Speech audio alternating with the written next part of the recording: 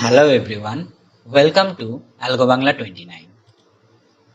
আজকে আমরা C plus plus প্লেলিস্টের আরও একটি টপিক সম্বন্ধে জানব, সেটি হচ্ছে কন্ট্রোল স্টেটমেন্ট। তো কন্ট্রোল স্টেটমেন্ট কি জিনিস? কন্ট্রোল স্টেটমেন্ট হচ্ছে আমাদের যে কোডগুলো আমরা লিখি, সেই কোডগুলো একটা নির্দিষ্ট ধারাবাহিকভাবে কোডগুলো কি হয়, এক্সিকিউট হয়।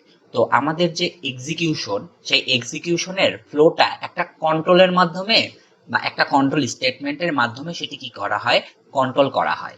বা কোন প্রোগ্রামটি কখন রিড হবে এবং কিভাবে সেটি এক্সিকিউট হবে, কোন কন্ডিশনের ওপর এক্সিকিউট হবে, সেটি নির্ভর করে হচ্ছে কন্ট্রোল স্টেটমেন্টের ওপর।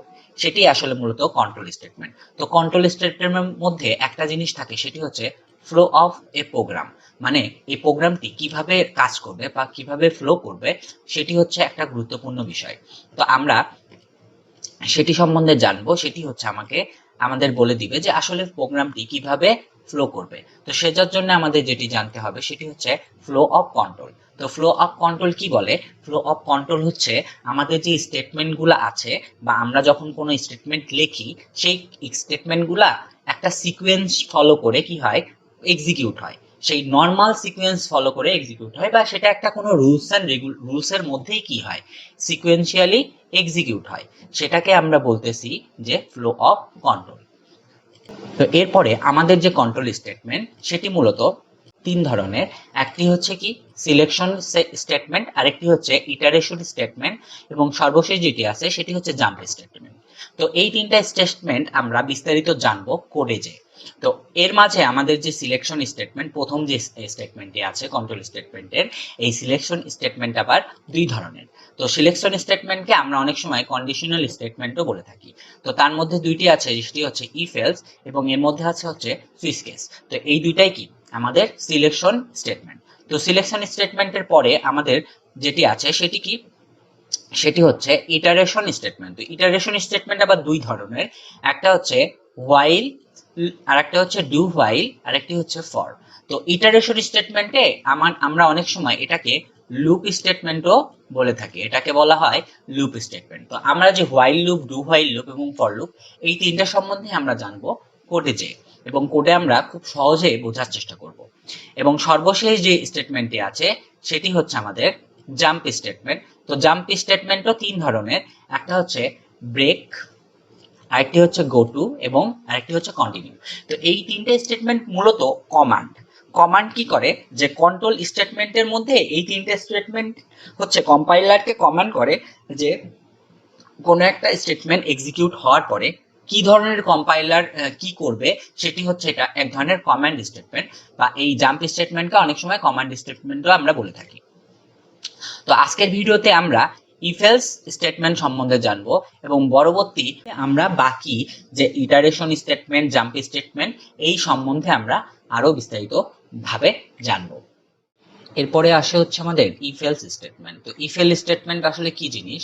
তো ইফ স্টেটমেন্ট কি জিনিস সেটা আগে বোঝার চেষ্টা করি। ইফ স্টেটমেন্ট হচ্ছে আমাদের একটা কন্ডিশন থাকবে, সেই কন্ডিশনের মধ্যে আমাদের কিছু কোড থাকবে। যদি সেই কন্ডিশনটি ট্রু হয়, তাহলেই আমাদের যে স্টেটমেন্টটি থাকবে সেই স্টেটমেন্টটি কি হবে, এক্সিকিউট হবে। আর যদি কন্ডিশনটি কি হয়, ফলস হয়, তাহলে আমাদের এলস স্টেটমেন্টটি কি হবে, এক্সিকিউট হবে। এটাই মূলত কি আমাদের ইফ এলস স্টেটমেন্ট। খুব সহজ ভাষায় বলতে গেলে আমাদের একটা ব্লকের মধ্যে আমাদের কিছু কন্ডিশন থাকবে, এবং কন্ডিশনটি যদি ট্রু হয় তাহলে আমাদের ইফ স্টেটমেন্টটি কাজ করবে, আর যদি কন্ডিশনটি ফলস হয় তাহলে আমাদের এলস স্টেটমেন্টটি কাজ করবে। তো আমরা একটা সিনট্যাক্স দেখে আসি। তো সিনট্যাক্সটি এরকম যে আমাদের প্রথমে থাকবে ইফ, তারপরে এই যে ফার্স্ট ব্র্যাকেট বা ফার্স্ট কার্লি ব্রেসের মধ্যে আমাদের একটা কন্ডিশন থাকবে। এই কন্ডিশনটি যদি ট্রু হয় তাহলে এই স্টেটমেন্টটি কাজ করবে, আর যদি এই কন্ডিশনটি ফলস হয় তাহলে এলস স্টেটমেন্টটি কাজ করবে। এটাই হচ্ছে মূলত কি ইফ এলস স্টেটমেন্ট। তো আমরা কোডিং এ যাব, এবং আমরা প্রবলেম সলভ করব, এবং আমরা কোডে যে বিষয়টি আরো ইজিলি বোঝার চেষ্টা করব। তো আমরা কোডে চলে আসছি। এখন আমরা দুইটা সংখ্যা নিব। ধরা যাক a ইকুয়ালস টু 20, এবং আরেকটি সংখ্যা নিব, সেটি হচ্ছে b ইকুয়ালস টু 30। তো এই যে দুইটা সংখ্যা নিলাম, এই দুইটা কি ইন্টিজার সংখ্যা বা ইন্টিজার ভ্যালু। এই দুইটা ভ্যালু কি ইন্টিজার ভ্যালু। তো এই দুইটা ভ্যালুকে আমি যদি এখন জানতে চাই যে এ এবং বি এই দুইটার মধ্যে কোনটি বড়, এটা যদি আমি জানতে চাই তাহলে আমি কি করব, তাহলে আমি ইফ স্টেটমেন্ট, এটা কি আমাদের ইফ এলস যে স্টেটমেন্ট, সেই স্টেটমেন্টের মাধ্যমে আমরা কি করব, বের করতে পারবো। তো আমরা ইফ লিখবো এবং এর মধ্যে আমাদের একটা কন্ডিশন দিতে হবে, যে কন্ডিশনের প্রেক্ষিতে এই এ এবং বি এই দুটার মধ্যে কোনটি বড় সেটি আমরা বের করতে পারবো। তো মনে মনে আমরা ধরে নিব যে যে কোনো একটা ভেরিয়েবল বড়। তো ধরলাম যে এ যদি বড় হয়, এ ইজ গ্রেটার দেন যদি বি হয়, তাহলে তো আমরা বুঝতেই পারতেছি যে এ বড়। তাহলে আমরা প্রিন্ট করব কি, তাহলে আমরা প্রিন্ট করব, মেসেজ দিব যে C out A, C out কি, A is greater, A is greater, এবং আমরা এর মানটি আমরা প্রিন্ট করে দিব এবং আমরা লাস্টে এন লাইন দিয়ে দিব। তো এই কন্ডিশন যদি ট্রু হয়, ধরেই নিছি যে এ যদি বড় হয় তাহলে এ ইজ গ্রেটার, আর যদি এ বড় না হয়, যদি এই কন্ডিশনটি ফলস হয়, তার মানে কি, তার মানে হচ্ছে অবশ্যই বি বড়। তাহলে এলস কন্ডিশনের মধ্যে আমরা কি লিখবো, এলস ব্লকের মধ্যে লিখবো যে যে সি আউট, তাহলে আমাদের বি বড়, বি ইজ গ্রেটার, তাহলে কি বি ইজ গ্রেটার, এবং আমরা বি এর মানটা প্রিন্ট করে দিব। এবার যদি আমরা প্রোগ্রামটাকে রান করি তাহলে আমরা দেখতেই পাচ্ছি যে আমাদের এই প্রোগ্রামে যে ভ্যালু দুইটা দেওয়া আছে সেই ভ্যালুর মধ্যে বি অবশ্যই বড়, তাহলে আমাদের এই বি ইজ গ্রেটার এবং বি এর মানটি কি প্রিন্ট হয়ে যাওয়ার কথা। তাহলে এবার যদি আমরা রান করি তাহলে আমরা দেখতে পাবো যে হ্যাঁ, এই যে বি ইজ গ্রেটার এবং বি এর মানটি আমাদের প্রিন্ট হয়ে গেছে। এবার যদি আমরা এর মানটা বাড়াই দিই, ধরলাম যে এর মান দিয়ে দিলাম আমরা 40, তাহলে অবশ্যই এ বড়, তাহলে এই কন্ডিশন কি ট্রু হয়ে যাবে। আর যদি এই কন্ডিশনটি ট্রু হয়ে যায় তাহলে এর মানটি প্রিন্ট হবে এবং এই মেসেজটি প্রিন্ট হবে যে এ ইজ গ্রেটার। তাহলে এবার যদি আমরা রান করি তাহলে আমরা দেখতে পাচ্ছি যে এ ইজ গ্রেটার এবং আমাদের এর মানটাও প্রিন্ট হয়ে আসছে। এরপরে আমাদের যেটি আসছে সেটি হচ্ছে এলস ইফ, এলসিফ স্টেটমেন্ট। তো এলসিফ স্টেটমেন্টের মধ্যে কি হয়, এলসিফ স্টেটমেন্ট আর একটা স্টেটমেন্ট, যে স্টেটমেন্টটি আমাদের যে ইফ এলস স্টেটমেন্টে আমাদের যে কন্ডিশনটি দেওয়া থাকে সেই কন্ডিশনটি যদি এরকম হতে পারে যে এলসিফ তখন কাজ করে যখন আমাদের যে ফার্স্ট ইফ কন্ডিশন সেই কন্ডিশনটি যদি ফলস হয়, ফার্স্ট যে ইফ কন্ডিশন, আমাদের যে ফার্স্ট ব্লকের যে ইফ কন্ডিশন সেটি যদি ফলস হয় এবং আমাদের যে নতুন কন্ডিশনটি সেটি যদি ট্রু হয়, তাহলে কি হবে, এলস ইফ স্টেটমেন্টটি কি হবে, এক্সিকিউট হবে। তার মানে আমি বুঝাতে চাচ্ছি যে আমাদের সিনট্যাক্সটি কিরকম, সিনট্যাক্সটি হচ্ছে মূলত এরকম যে আমাদের এই যে একটা কন্ডিশন, ইফ এর মধ্যে আমরা একটা কন্ডিশন দিই, সেটা হচ্ছে কন্ডিশন 1, যদি এটি ট্রু হয় তাহলে এই স্টেটমেন্টটি কাজ করবে এবং বাকি কোনোটাই কাজ করবে না। আর যদি এই স্টেটমেন্টটি ফলস হয় তাহলে আমাদের কি হবে, এলস ইফ স্টেটমেন্টে আসবে এবং এই স্টেটমেন্টটি দেখবে এবং এই কন্ডিশনটি দেখবে।